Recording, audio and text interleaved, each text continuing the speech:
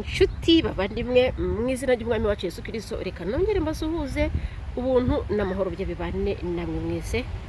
Reka dushime Imana rero ngiye kutugeza muri uyu mwanya mwiza wa mwanya twicaramo tukigane twegera mu ishuri ryo kwisabato, akaba noneho kandi turi mu gihembwe cya gatatu tugeze ku cyigisho cya kabiri.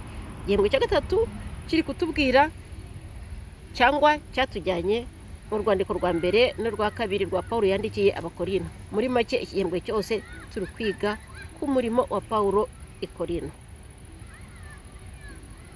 Rero tugeze mu cyigisho cya kabiri. Icyigisho cya kabiri turakigenge turi hafi kukirangiza. Icyigisho kitubwira ubutumwa bwiza bw'umusaraba. Mu rwa mbere rw'Abakorino mu gice cya mbere ku murongo wa 18 twahabonye ijambo ritubwira ngo ijambo ry'umusaraba ku barimbuka ngo ni ubupfu, ngo ariko kuri twebwe abakizwa ubwo ni imbaraga z'Imana. Ku musaraba rero herekana imbaraga zidasanzwe z'ikiguzi cyatanzwe kugira ngo tubone ubugingo. Twibuke ko twari twarakoze icyaha kandi ibihembo by'ibyaha byari urupfu, twagomba kurimbuka. Rero kuri uyu musaraba ni ikiguzi gikomeye cyane utashobora gusobanura, niho cyabereye ku musaraba. Kristo yitamaho igitambo, kandi n'ubundi umutambyi muri make. Izina ry'Imana rihabwa icyubahiro. Twongeye kugarurirwa ubuntu, twongeye kugarurirwa agakiza, twongeye kugarurirwa muri make ubuzima twari twarabuze, turabugarurirwa. Izina ry'Imana rikomeze rihabwa icyubahiro. Rero ntabwo dushobora kuvuga umusaraba tutavuze Yesu. Twavuga Yesu tutavuze umusaraba kubera ko ku musaraba niho habera icyo gikorwa cyo kudutaba, cyo kongera kutwunga n'ijuru. Uwo Kristo rero imbaraga akoresheje n'imbaraga z'Imana ndetse n'ubwenge bwayo nibyo byabimushoboje. Muri make muri Kristo niho hariho imbaraga z'Imana n'ubwenge bwayo. Mbere kugira ngo dukomeze rero, reka tubanze dusenge, ariko mbibutse ko muri kumwe na Eveline nk'uko bisanzwe. Data wera Mana ishobora byose, murengezi w'ubugingo bwacu, turanezerewe ko twongeye kugira muri uyu mwanya mwiza wundi twigira mu byanditswe byera. Ariko Data turi abanyantege nkeya, uzi ko dufite ibiturushya byinshi n'ibituremerera, ariko Data ndakwinginze uturebane amaso y'imbabazi n'umurimo wawe dukomeze. Data mwiza, abawurimo n'abatari bawinjiramo twese Data mwiza, utwungishe amaraso ya Kristo yamenye ku musaraba, kugira ngo tube bamwe dukore uyu murimo turangize, maze Kristo nagaruka azatujyane mu bwami bwe. Ngaho reka byose bibe uko ushaka byo ko dushaka, mu izina rya Yesu, amen. Kristo imbaraga z'Imana n'ubwenge bwayo. Dusomye mu rwa mbere rw'Abakorino mu gice cya mbere ku murongo wa 19, wa 20, wa 30 ndetse n'uwa 31, Paulo avuga yeruye, avuga ibijyanye n'uko ubwenge bw'Imana butandukanye cyane n'ubwenge bw'abantu mu buryo butangaje. Bityo rero ubwo bwenge bukaba budashobora gukorana. Ubwenge bw'Imana n'ubwenge bw'abantu ntaho bushobora guhurira rwose. Paulo rero ntabwo yanga ubwenge, oya, ntabwo yanga ubwo bwenge bw'abantu cyangwa ntanaburwanya, ahubwo ubwenge yanga ni bwa bundi bugerageza guhangana n'Imana, bwa bundi umuntu yumva afite uko ameze ari icyari cyo, akumva ko iby'Imana atabyikoze. Ni muri uwo mujyo rero Paulo yavuze ko Imana yahamagaye abaswa kugira ngo ikoze isoni abanyabwenge, noneho kandi ngo ihamagara n'aboroheje kugira ngo ikoze isoni abiyita cyangwa abirata gukomera kwabo. Ubwenge bwa muntu rero ntabwo bwashobora gukura umuntu mu bubata bw'icyaha, oya, Kristo wenyine ufite imbaraga. Kristo y'ubwenge bw'Imana, Kristo niwe ushobora uyu murimo, nta wundi wawushobora. Kristo ni imbaraga z'Imana, kuko niwe ufite imbaraga zo gukiza abantu kandi abakura mu byaha byabo. Mu by'ukuri rero Imana yishimiye gukirisha abayizera ubupfu bw'ibibwirizwa by'umusaraba.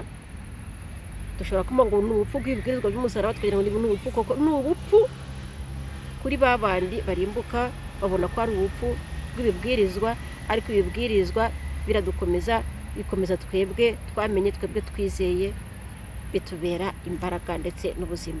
Ijambo twebwe abakizwa rero Paulo yakoresheje, cyangwa abayizera cyangwa abahamagawe, riboneka mu rwa mbere rw'Abakorino mu gice cya mbere ku murongo wa 24. Ayo magambo yose arengurira ku itsinda rimwe. Muri make ni abantu bafite imibereho y'agakiza kubwo kwizera. Abo bantu babonye agakiza kubwo kwizera. Ubuntu bwiza rero, ubutumwa bwiza rero ni imbaraga y'Imana ihesha uwizera wese gukizwa uhereye ku muruma Muyuda kugeza ku Mugiriki, muri make twese ubutumwa bwiza n'imbaraga y'Imana ihesha ubizera wese gukizwa. Byanditswe mu Baroma igice cya mbere ku murongo wa 16. Kristo rero ni imbaraga, akaba n'ubwenge bw'Imana, kuko binyuze muri we Imana yahanganye n'ibibazo byose by'icyaha kandi arabikemura. Muri make ikibazo imbaraga za muntu zitari gushobora gukemura. Ubwenge bw'isi rero ntabwo bwashobora gutuma abantu bamenya Imana nta na gato. Mu bundi buryo ariko ni ukuvuga ko binyuze muri Kristo tuba abanyabwenge ku birebana n'agakiza, nk'uko tubisanga mu rwa kabiri rwa Timoteyo mu gice cya 3 ku murongo wa 15. Reka twite kuri aya magambo akurikira tubona mu rwa mbere rw'Abakorinto mu gice cya mbere ku murongo wa 24 kugeza ku 29. Turahabona amagambo ubupfu, intege nke, imbaraga ndetse n'ubwenge. Mbese aya magambo ashaka kuvuga iki? Ubwenge bw'umuntu ushobora kumva ko ubutumwa bw'umusaraba ari ubupfu ko twamaze kwibona, ndetse n'intege nke. Rero nubwo bimeze bityo, ubupfu bw'Imana burusha kure cyane abantu ubwenge. Muri makeya ubwo bupfu bw'Imana burusha abantu ubwenge, kandi noneho intege nke z'Imana zirusha abantu imbaraga. Mbese twavuga ngo Imana ifite ni nyantege nke, nta bwenge ifite, twavuga ko Imana nta mbaraga ifite? Oya, ntabwo ari cyo bishatse kuvuga. Ibi bishatse kuvuga ko bisobanuye ko Imana atari nyantege nke cyangwa ngo ibe umunyabwenge buke, ahubwo n'imvugo yerekana ko imbaraga z'Imana ndetse n'ubwenge bwayo biruta cyane, kure cyane ikintu cyose gikomoka ku muntu. Ntaho bihuriye na gato. Mu rwa mbere rw'Abakorinto mu gice cya mbere ku murongo wa 26 havuga ko abanyabwenge bahamagawe atari benshi, ndetse n'imfura zahamagawe ntabwo ari nyinshi, ndetse n'abakomeye bahamagawe ntabwo ari benshi, niko twabibonye. Birashoboka rero ko muri twe harimo abanyabwenge, harimo se abakomeye, ndetse harimo n'imfura cyangwa twakwita inyangamugayo, ndetse n'abadafite aho babarizwa muri ibyo byiciro byose birashoboka. Tumenye rero twese ko twahamagawe kugira ngo duhamye Yesu, dukoreshe ubwenge mvajuru, twe gukoresha bwa bwenge bwacu, twe gukoresha bya byubahiro byacu, twe gukoresha bwa buhanga bwacu, twe gukoresha bwa bupfura bwacu, ahubwo dukoreshe muri make Yesu Kristo, duhamye Yesu Kristo wa wundi wadutambiwe ku musaraba, ari we duhamya wenyine gusa, kubera ko ubutumwa bw'umusaraba nibwo bukenewe, nibwo butumwa bwiza, kubera ko uvuga Yesu Kristo ukavuga kuri ya maraso yatumeneye ku musaraba kugira ngo tubone ubugingo buhoraho. Reka dusome aya magambo ngo muzirikane guhamagarwa kwanyu bene data, ngo yuko ab'ubwenge bw'abantu bahamagawe atari benshi, n'abakomeye bahamagawe atari benshi, n'imfura zahamagawe atari nyinshi.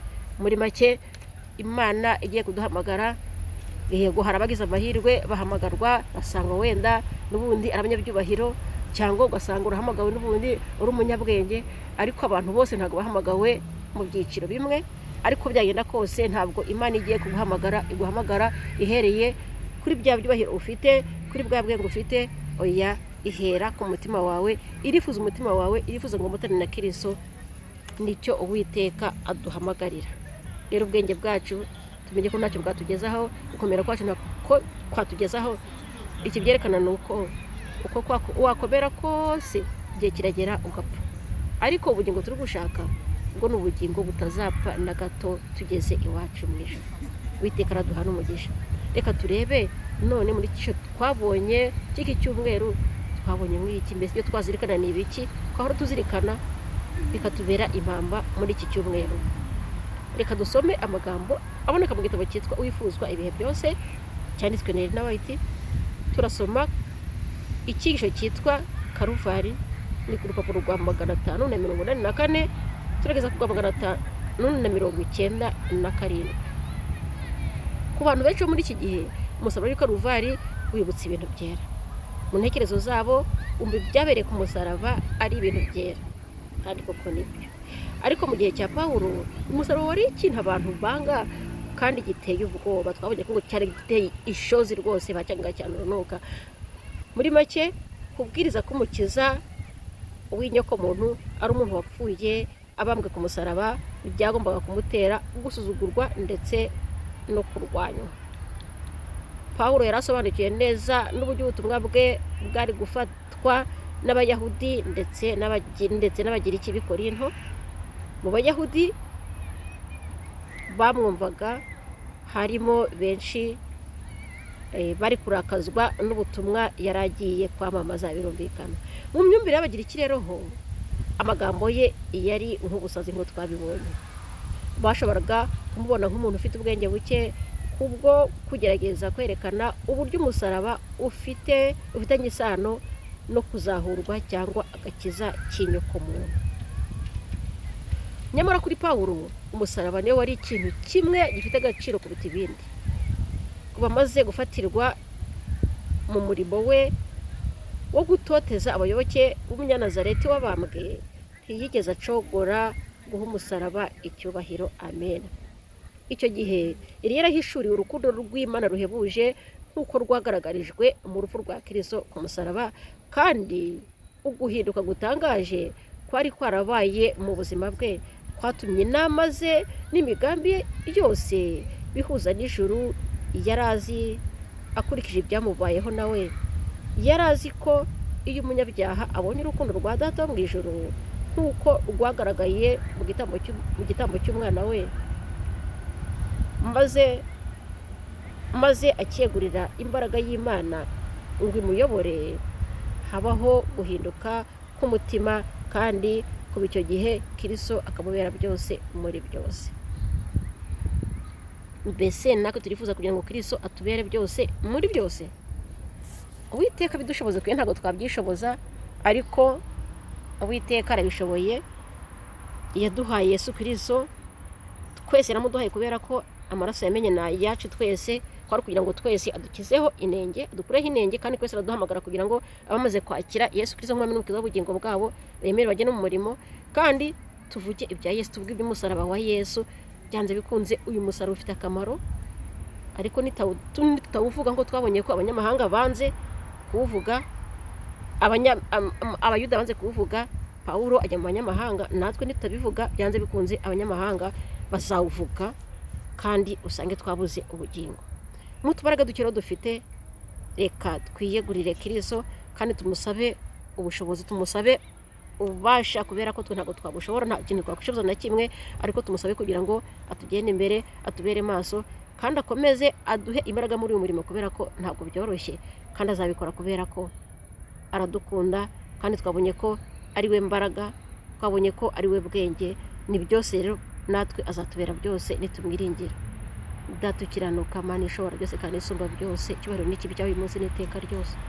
Abana bawe Data mwiza, muri iyi minsi ya nyuma tugenda tunanizwa na byinshi bitandukanye, ariko Data ujye utureba mu maso y'imbabazi, nyaguhora ku ngoma. Abahagurukiye umurimo bose Data utwongeremo imbaraga kugira ngo twe gusubira inyuma. Dufite byinshi byadusubiza inyuma Data mwiza, ariko ndakwinginze uturinde kubihanga amaso, duhanga amaso umusaraba gusa Data mwiza, ari gutuma dutera intambwe tujya imbere mu bushake n'ubushobozi ndetse n'urukundo rwawe. Data icyubahiro gikomeze kibe cyawe uyu munsi n'iteka ryose, mu izina rya Yesu, amen.